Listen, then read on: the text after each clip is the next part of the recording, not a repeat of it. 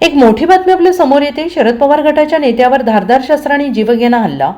धारदार सत्तूर अंगावर सपासप चालवली। राम खाडेंची प्रकृती चिंताजनक। शरद पवार गटाचे नेते राम खाडे यांच्यावर बुधवारी रात्री जीवघेणा हल्ला झाल्याची खळबळजनक घटना समोर आली आहे।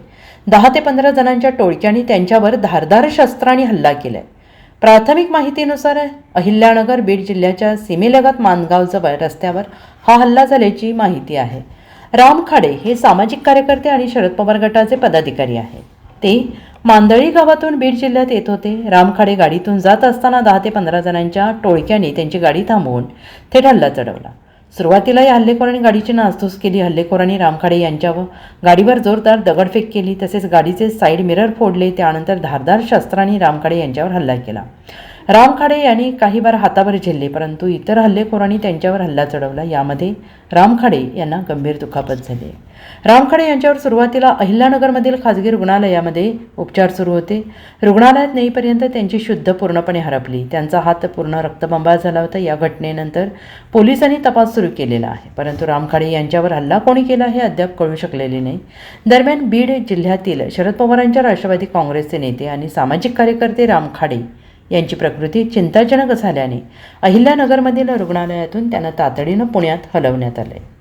माझं नाव आहे मनोज चौधरी हो, आणि माझं गाव आहे करे वडगाव, जे राम खाडेंचं गाव आहे त्यांच्या शहरचं माझं गाव आहे। आणि आम्ही सगळे एका मतदारसंघातले, आष्टी मतदारसंघातले। आम्ही आष्टी मतदारसंघामध्ये काम करत असताना आम्हाला ज्या पद्धतीने हे सगळ्या गोष्टी म्हणजे आम्हाला ज्या पद्धतीने आम्हाला फेस करायला लागतात, त्या गोष्टीबद्दल मी सगळ्यात चर्चा करतो। हे सत्तेसाठी जे भस्मासूर आहे, सत्तेसाठी जे लालची आणि खुर्चीसाठी जे बसलेले भस्मासूर आहेत, ते महत्त्वाचं नाही। आता आम्हाला दोन मिनिट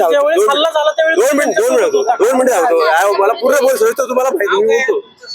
मनोज चौधरी आणि 2014 पासून आम्ही गोपीनाथ मुंडे साहेबांबरोबर काम केलेलं आहे आणि आम्ही सगळे एकत्रच काम करणारे लोक आहेत। पण आम्ही काम करत असताना हे कशा पद्धतीने हे दबावाचं राजकारण आणि हल्ले करणं, हे हल्ले करण्याचा प्रकार आहे वारंवार आमच्यावर केला होतो। आणि मी जे आतापर्यंत आमदार सुरेश धस, आष्टी मतदारसंघाचे आमदार सुरेश धस हे आतापर्यंत सांगत होते ना, की मी सांगतोय की गुंडाला जात नसते, वारंवार सांगतोय मी। आणि जो हल्ला केला ना ते आहेत राम सूर्यभान खाडे, त्यांच्यावर हल्ला केला, त्यांचं नाव आहे राम सूर्यभान खाडे, आणि त्यांच्यावरती जीव घेणं हल्ला करायला आलाय। जो आतापर्यंत आमदार सुरेश सांगत होता ना की मी आष्टी मतदारसंघाचा कायवारी, बीड जिल्ह्याचा कायवारी म्हणून, त्याने फक्त आता समोरही सांगावं, SIT लावावी, CID लावावी आणि हा तपास सगळा CID मार्फत करावा। आणि ह्याच्यामध्ये सत्य घरात बसले 20 दिवस झाला सुरेश घरच्या बाहेर पडत नाही, का पडत नाही? आणि हे मागून जे हल्ले करायचं काम आहे ना, तरी फक्त जनतेला येऊन समोर सांगावं की हे कृत्य केलं कुणी। आणि याच्या मागे कारण फक्त एकच आहे की राम खाडेंनी त्यांची प्रकरण सगळी बाहेर काढायचं प्रकरण चालू आहे। आणि आत्ताच काल स्टे एका गोष्टीमध्ये, 2 गोष्टीमध्ये स्टे मिळालाय, फक्त एकमेव कारण आहे की राम खाडेंचा यांना जीव घ्यायचा आहे। आणि त्याचप्रमाणे एकट्या राम खाडे नाही बोट करावं, राम खाडे एकटेच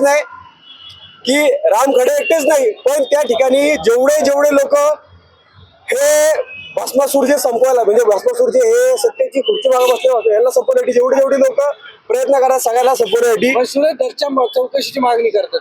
bureau report, SBN Marathi, Pune.